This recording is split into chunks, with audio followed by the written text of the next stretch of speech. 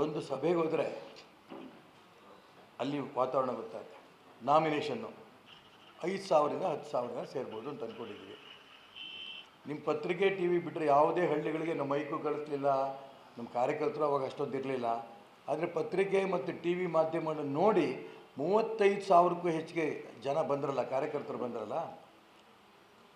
ಇದು ನೇರವಾಗಿ ಬಂದು ನಿಮ್ಮನ್ನು ಗೆಲ್ಲಿಸ್ತೀವಿ ಅಂತ ಹೇಳ್ತಿರ್ಬೇಕಾದ್ರೆ ಇದಕ್ಕಿಂತ ವಾತಾವರಣ ಇನ್ಯಾವುದು ರೂಪದಲ್ಲಿ ತೋರಿಸ್ಬೇಕಾಗುತ್ತೆ. ಜನಬೆಂಬಲವೇ ವಾತಾವರಣ. ನಿರೀಕ್ಷೆ ಮೀರಿ ಜನಬೆಂಬಲ ಸಿಗ್ತಾಯಿದೆ. ನಾನು ತಗೊಂಡಿರೋಂಥ ಸೈದ್ಧಾಂತಿಕ ಹೋರಾಟ ಇದು ಸರಿ ಇದೆ ಅಂತ.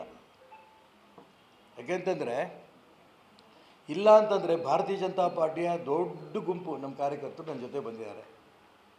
ಕಾಂಗ್ರೆಸ್ಸಿಗರು ನೇರ ಬರ್ತಾ ಇದ್ದಾರೆ. ಇನ್ನು ಅನೇಕರು ನಾವು ನೇರ ಬರೋಕ್ಕಾಗಲ್ಲ ಸರ್, ನಿಮ್ಗೆ ಖಂಡಿತ ಓಟ್ ಕೊಡ್ತೀವಿ ಅಂತಾರೆ. ಯಾಕೆಂದರೆ ನಾವು ಗೀತಾ ಶಿವರಾಜ್ಕುಮಾರ್ ಗೆಲ್ಲಲ್ಲ, ರಾಘವೇಂದ್ರಗೆ ಓಟ್ ಕೊಡೋಕ್ಕೆ ಇಷ್ಟ ಇಲ್ಲ, ನಿಮಗೆ ನಾವು ಖಂಡಿತ ಓಟ್ ಕೊಡ್ತೀವಿ.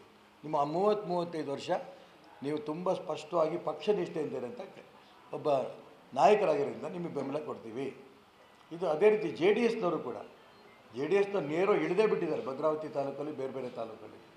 ಹಾಗಾಗಿ ಕಾಂಗ್ರೆಸ್ಸು BJP JDS ಅಲ್ಲದೇ ಸಂಘ ಸಂಸ್ಥೆಯವರು, ನಾನು ಆ ಸಂಸ್ಥೆ ಈ ಸಂಸ್ಥೆ ಅಂತಲ್ಲ, ಎಲ್ಲ ಸಂಸ್ಥೆಯವರು ಕೂಡ, ಎಲ್ಲ ಜಾತಿ ಸಮಾಜದವರು ಕೂಡ ನನಗೆ ಬೆಂಬಲ ಕೊಡ್ತಾ ಇದ್ದಾರೆ.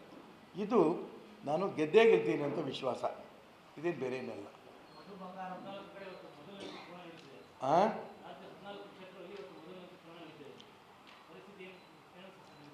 ನಾನು ಶಿವಮೊಗ್ಗ ಲೋಕಸಭಾ ಕ್ಷೇತ್ರ ಬಿಟ್ಟು ಬೇರೆ ಕಡೆ ತಲೆ ಹಾಕೋಕ್ಕಾಗಿಲ್ಲ. ಈ ಲೋಕಸಭಾ ಕ್ಷೇತ್ರದಲ್ಲೇ ನನಗೆ ಪುರ್ಸೊತ್ತು ಇಲ್ಲ ಇಲ್ಲೂ ಕೂಡ ಓಡಾಡೋದಕ್ಕೆ. ಹಾಗಾಗಿ ಬೆಳಿಗ್ಗೆ 7 ಗಂಟೆಯಿಂದ ರಾತ್ರಿ 10 ಗಂಟೆ ತನಕ ಚುನಾವಣಾ ಕ್ಷೇತ್ರದಲ್ಲೇ ಓಡಾಡ್ತಿದ್ವಿ. ಎಲ್ಲ ಹಳ್ಳಿಗಳು ಕರೀತಾ ಇದ್ದಾರೆ, ಅಷ್ಟು ಹಳ್ಳಿಗಳಿಗೆ ಹೋಗ್ತಿಲ್ಲ, ಎಲ್ಲ ತಾಲೂಕುಗಳು ಕರೀತಾ ಇದ್ದಾರೆ. ಕನಿಷ್ಠ ಒಂದು ಜಿಲ್ಲಾ ಪರಿಷತ್ ಕ್ಷೇತ್ರಕ್ಕಾದ್ರೂ ಹೋಗಬೇಕು ಅನ್ನೋಂಥ ಪ್ರಯತ್ನ ನಡೆಸ್ತಾ ಇದ್ದೀನಿ.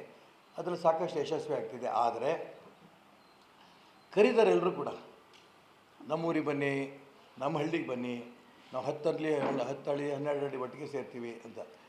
ಆದರೆ ಅಲ್ಲೂ 10 ಹಳ್ಳಿ 12 ಹಳ್ಳಿಗೆ ಹೋಗೋಕೆ ಒಟ್ಟಿಗೆ ಆಗ್ತಿಲ್ಲ. ನಾನು ಅವರಿಗೆ ಪ್ರಾರ್ಥನೆ ಮಾಡ್ತಾಯಿದ್ದೀನಿ, ನೀವೇ ಈಶ್ವರಪ್ಪ ಅಂತ ಅಂದ್ಕೊಂಡೆ ನೀವೇ ನನ್ನ ಪರ ಪ್ರಚಾರ ಮಾಡಬೇಕು ಅಂತ. ಸರ್, ಇಡೀ ಊರು ನಾವು ತೀರ್ಮಾನ ಮಾಡಿದ್ವಿ ನಿಮ್ಗೆ ಓಟ್ ಕೊಡಬೇಕು ಅಂತ, ನೀವು ಒಂದು ಸರಿ ಬಂದು ಹೋಗಿ ಅಂತಾರೆ. ಸಮಯ ಆಗ್ತಿಲ್ಲಪ್ಪ, ದಯವಿಟ್ಟು ಕ್ಷಮಿಸಬೇಕು ಅಂತ ಹೇಳಿದಾಗ, ಆಯ್ತು ಬಿಡಿ ಸರ್ ನಾವೇ ಮಾಡ್ತೀವಿ, ಚುನಾವಣೆ ಗೆದ್ದ ನಂತರ ನಮ್ಮೂರಿಗೆ ಬರಲೇಬೇಕು ಅಂತಂದರೆ ಅದು ನನ್ನ ಕರ್ತವ್ಯಪ್ಪ, ಖಂಡಿತ ಬರ್ತೀನಿ ಅಂತ ಹೇಳ್ತಾಯಿದ್ದೀನಿ.